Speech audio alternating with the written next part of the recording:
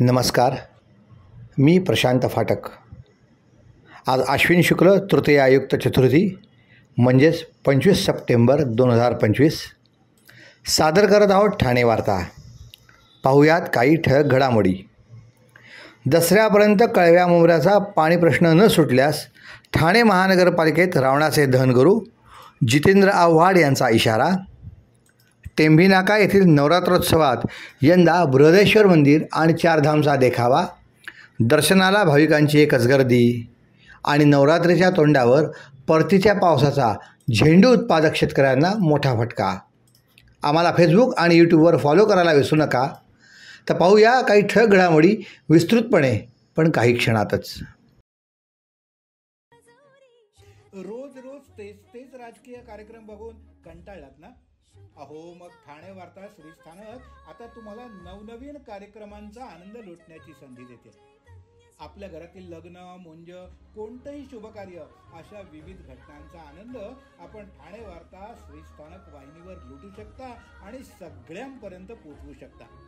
यासाठी फक्त एवढंच करायचं, या दूरध्वनी क्रमांकावर संपर्क साधायचा. आपले कार्यक्रम आमच्यापर्यंत सगळ्यांपर्यंत पोहोचवायचे.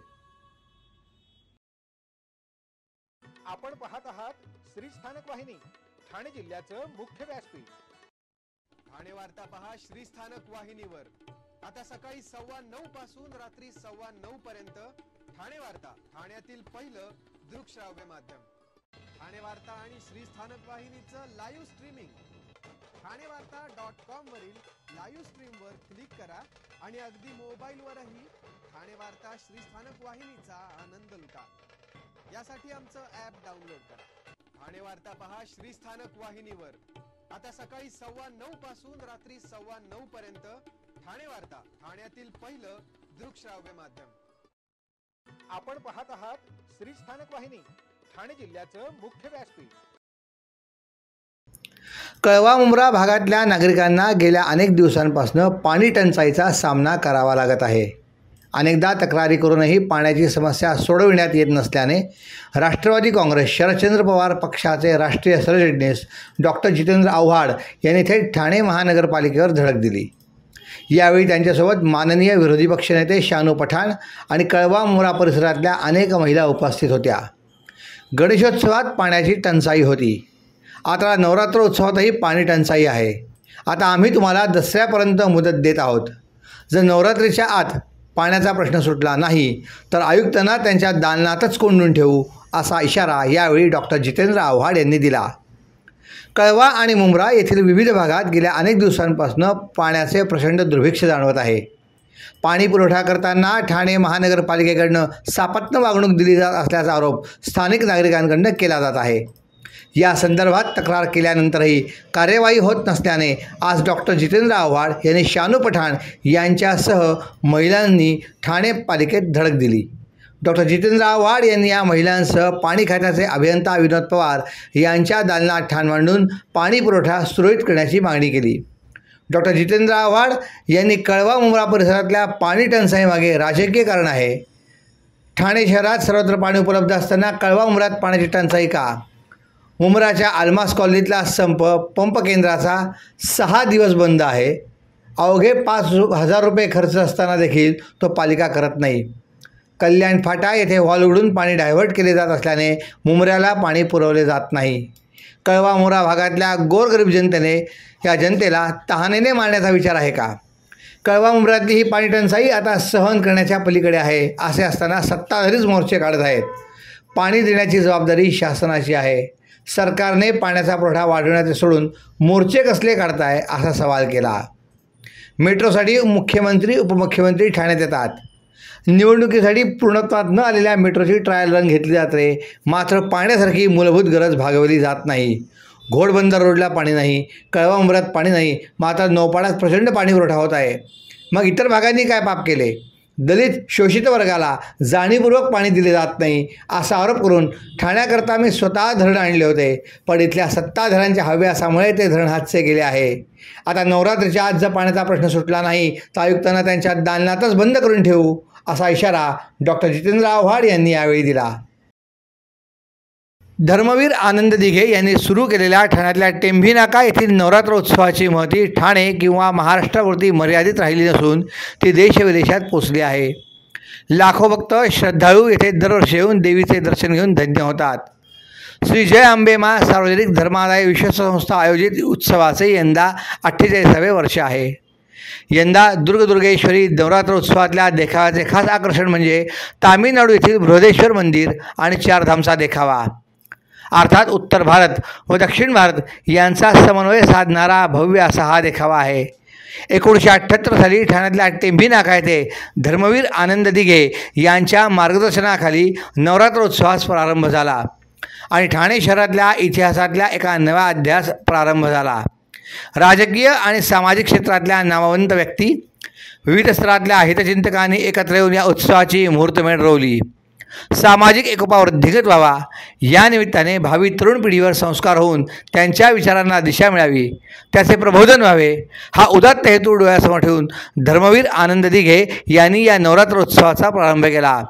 उत्सवाचा हाच वारसा उपमुख्यमंत्री एकनाथ शिंदे पुढे नेत आहेत. आज उत्सवाच्या तिसऱ्या दिवशी दिनांक 23 सप्टेंबर रोजी माजी नगरसेवक सुधीर कोकाटे यांनी सहकुटुंब देवीची पूजा व आरती मनोभावे केली. यावेळी विभागप्रमुख कमलेश चव्हाण यांच्यासह मंडळाचे अनेक इतर पदाधिकारी व कार्यकर्ते मोठ्या संख्येने उपस्थित होते. देवीच्या दर्शनाला भाविक भक्तांनी एकच गर्दी केली होती. लांबून लांबून भाविक भक्त देवीच्या दर्शनार्थ आले होते. यावेळी विविध भजन कीर्तनही सादर करण्यात आले. संपूर्ण वातावरण एकंदर भक्तिमय झाले होते. कल्याणच्या कृषी उत्पन्न बाजार समितीमध्ये नवरात्रीच्या पार्श्वभूमीवर राज्यातल्या नाशिक, पुणे, नगर अशा भागातनं शेतकरी झेंडूची फुले घेऊन मोठ्या आशेने आले होते. दरवर्षी या दिवसात झेंडूला भरघोस मागणी असते. क्रेटला 400 ते 500 रुपये सहज मिळतात.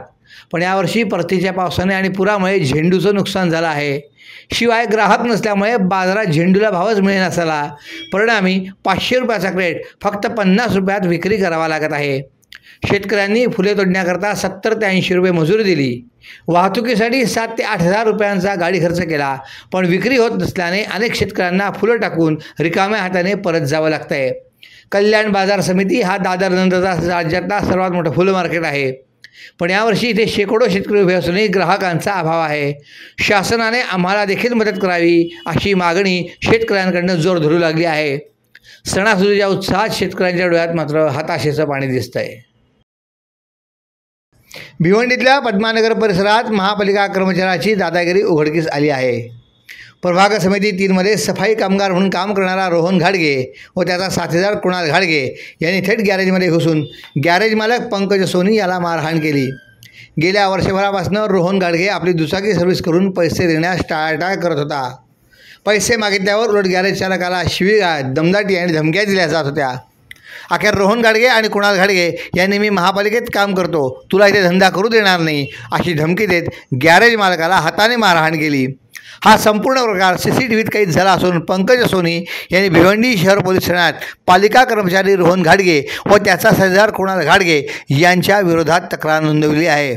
या घटनेमुळे महापालिका कर्मचारी नागरिकांच्या सेवेकरता आहेत की दादागिरी करण्याकरता असा संतप्त सवाल स्थानिकांनी उपस्थित केला आहे.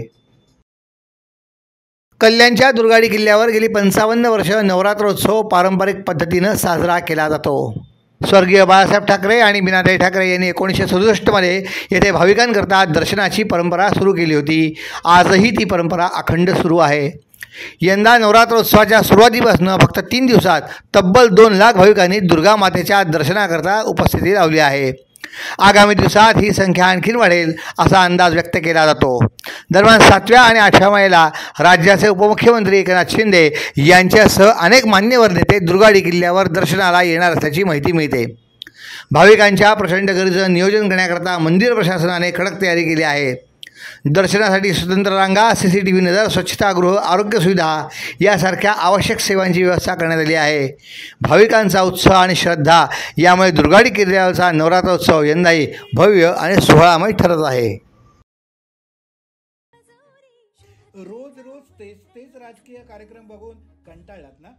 अहो मग ठाणे वार्ता श्रीस्थानक आता तुम्हाला नवनवीन कार्यक्रमांचा आनंद लुटण्याची संधी देते. आपल्या घरातील लग्न, मुंज, कोणतंही शुभकार्य अशा विविध घटनांचा आनंद आपण ठाणे वार्ता श्रीस्थानक वाहिनीवर लुटू शकता आणि सगळ्यांपर्यंत पोहोचवू शकता. यासाठी फक्त एवढंच करायचं, या दूरध्वनी क्रमांकावर संपर्क साधायचा. आपले कार्यक्रम आमच्यापर्यंत सगळ्यांपर्यंत पोहोचवायचे. आपण पाहत आहात श्रीस्थानक वाहिनी, ठाणे जिल्ह्याचं मुख्य व्यासपीठ. ठाणे वार्ता पहा श्रीस्थानक वाहिनीवर. आता सकाळी 9:15 पासून रात्री 9:15 पर्यंत ठाणे वार्ता, ठाण्यातील पहिलं दृकश्राव्य माध्यम. ठाणे वार्ता आणि श्रीस्थानक वाहिनीचं लाईव्ह स्ट्रीमिंग. ठाणेवार्ता.com वरील लाईव्ह स्ट्रीमवर क्लिक करा आणि अगदी मोबाईलवरही ठाणे वार्ता श्रीस्थानक वाहिनीचा आनंद लुटा. यासाठी आमचं ॲप डाउनलोड करा. ठाणे वार्ता पहा श्रीस्थानक वाहिनीवर. आता सकाळी 9:15 पासून रात्री 9:15 पर्यंत ठाणे वार्ता, ठाण्यातील पहिलं दृकश्राव्य माध्यम. आपण पाहत आहात श्रीस्थानक वाहिनी, ठाणे जिल्ह्याचं मुख्य व्यासपीठ. सगळं काही वाहून गेलं आहे, फक्त आत्महत्या करणं बाकी राहिलंय, असा शब्दात साडेसांगवी येथील पूरग्रस्त शेतकरी ज्ञानेश्वर डोंबाळे यांनी आपली व्यथा उपमुख्यमंत्री एकनाथ शिंदे यांच्यासमोर मांडली. उपमुख्यमंत्री शिंदे यांनी आज साडेसांगवी गावाला भेट देऊन अतिवृष्टीमुळे निर्माण झालेल्या पूरपरिस्थितीची पाहणी केली. त्यावेळी जिल्हाधिकाऱ्यांना तातडीने मदत सुरू करा अशा स्पष्ट सूचना दिल्या. गावातल्या 150 कुटुंबांना तातडीने किराणा किट वाटप करण्यात आले. ग्रामस्थांनी उपमुख्यमंत्री एकनाथ शिंदे यांच्याकडे बाणगंगा व रामगंगा नदीवर मोठा पूल बांधण्याची, तसेच घर व शेतीचे पंचनामे करून त्वरित नुकसान भरपाई देण्याची मागणी केली. शिंदे यांनी या मागण्यांवर बांधकाम विभागाच्या वरिष्ठ अधिकाऱ्यांना तातडीने कार्यवाहीचे आदेश दिले. यावेळी पालकमंत्री प्रताप सरनाईक यांच्या हस्ते आपत्तीग्रस्तांना जीवनावश्यक वस्तू, ब्लँकेट्स व किराणा किट्सचे वाटप करण्यात आले.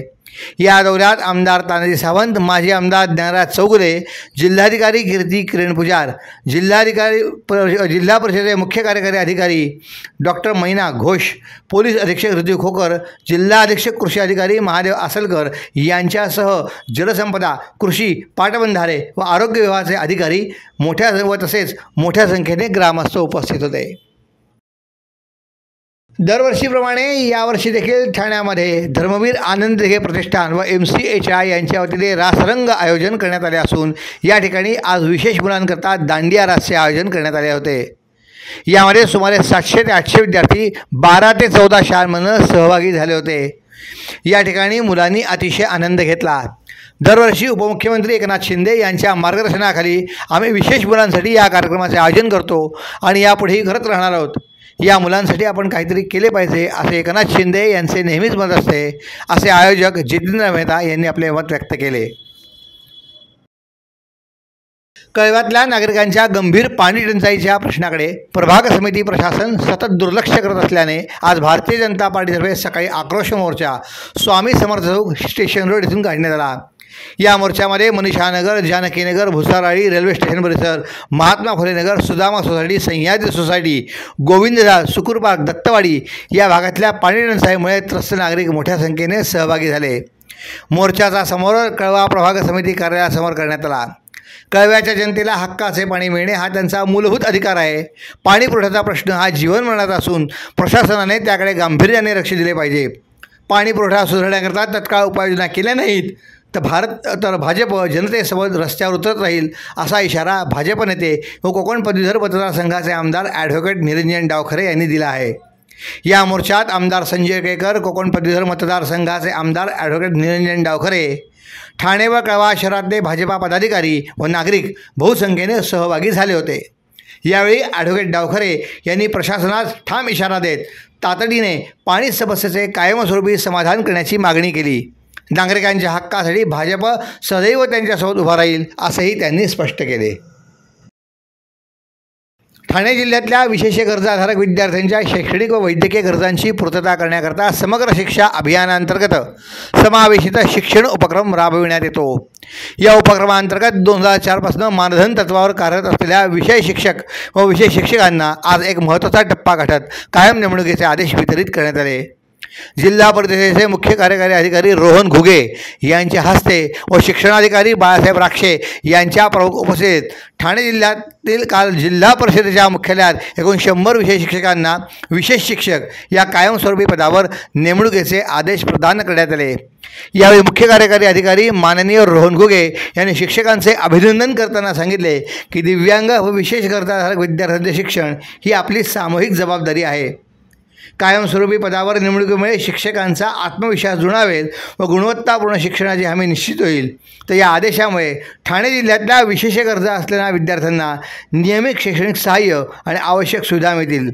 शिक्षकांनी आपला उत्साह आणि निष्ठा कायम ठेवून या उपक्रमाला गती द्यावी असे शिक्षणाधिकारी बाळासाहेब राक्षे यांनी सांगितले। या आदेशामुळे ठाणे जिल्ह्यातल्या दिव्यांग व विशेष गरजाधारक विद्यार्थ्यांना सातत्यपूर्ण व गुणवत्तापूर्ण शिक्षक मिळवण्याचा मार्ग मोकळा झाला असून समावेशित शिक्षण उपक्रमाला नवे बळ मिळाले आहे। रोज रोज तेच राजकीय कार्यक्रम बघून कंटाळलात ना? अहो मग ठाणे वार्ता श्रीस्थानक आता तुम्हाला नवनवीन कार्यक्रमांचा आनंद लुटण्याची संधी देते। आपल्या घरातील लग्न, मुंज, कोणतंही शुभकार्य अशा विविध घटनांचा आनंद आपण ठाणे वार्ता श्रीस्थानक वाहिनीवर लुटू शकता आणि सगळ्यांपर्यंत पोहोचवू शकता। हां, यासाठी फक्त एवढंच करायचं, या दूरध्वनी क्रमांकावर संपर्क साधायचा, आपले कार्यक्रम आमच्यापर्यंत सगळ्यांपर्यंत पोहोचवायचे। अहो, आपण आपलं घर स्वच्छ, सुंदर, नीटनेटकं ठेवतो ना, मग आपण आपल्या शहराच्या बाबतीत उदासीन का? आपलं शहर स्वच्छ, सुंदर आणि नीटनेटकं ठेवणं ही आपली जबाबदारी आहे, हो ना?